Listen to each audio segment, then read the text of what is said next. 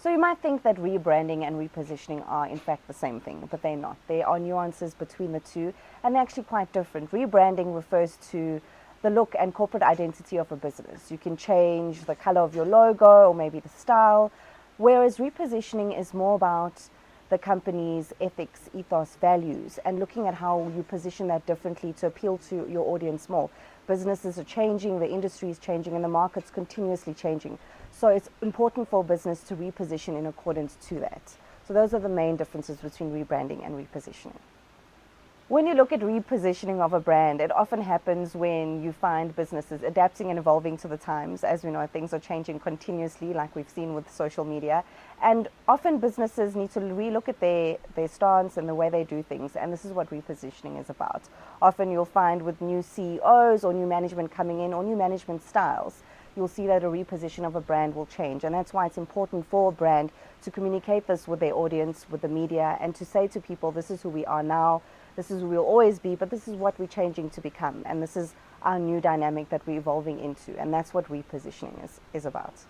Often when brands are repositioning, they will go to PR companies or their PR departments within the business, and they will look at how they disseminate this information and this new information to the public. Often what would happen is, because it is advertorial, PR companies and the business would take out, for example, home takeover pages online or even front covers of magazines in order to translate this message to the audience and to get their name out there in this way. So it's a standard practice that you do. You'd often see it when new CEOs come in or if management changes.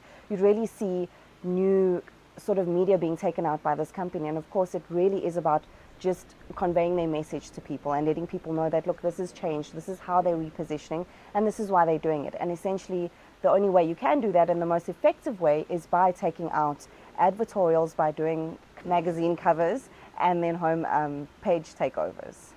So let's take a look at a current example that we've been seeing in the media. There have been a lot of accusations against the Marti Group, for example, saying that they've run or they've launched a PR campaign in order to hide and cover up any accusations they've been accused of. And in fact, that isn't the case at all. If you really look at the facts and you see the fact that they have a new CEO in charge, Dondo Mokgojane, and he's taking the company into a whole new direction.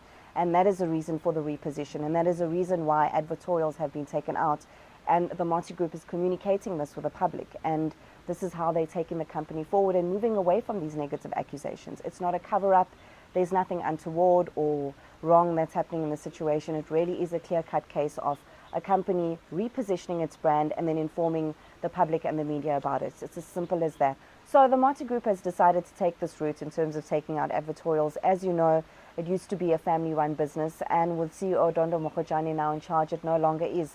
He has a new vision for the company. He's taking it forward in a different direction, and of course moving into other parts of Africa, which is really exciting for the group. And in order to move away from this negative narrative, this is how they've done this. They've taken out advertorials and homepages, and they've needed to do this because of the negative narrative from the past and the fact that media haven't been giving them the opportunity for rights of reply or to even air out their side of the story, whatever it is. So in order for them to do this and to gain media freedom, essentially, they've had to do it in this way. Being able to reposition your brand in the public space is standard procedure, and it happens all the time. It's something that's normal in communications, and it's something that we deal with on a daily basis. It really isn't anything that's untoward, and it's standard operating procedure. Being able to harness this power of media freedom without victimization is essential to PR and communications. It's something that the industry sees on a daily basis, and it's common standard practice. It really allows companies to effectively communicate their new visions and their goals for the company without fear of retribution. So this is it. This is why PR and communications exists. It's what it's all about, and it's something that we deal with on a daily basis. It's absolutely normal operating procedure.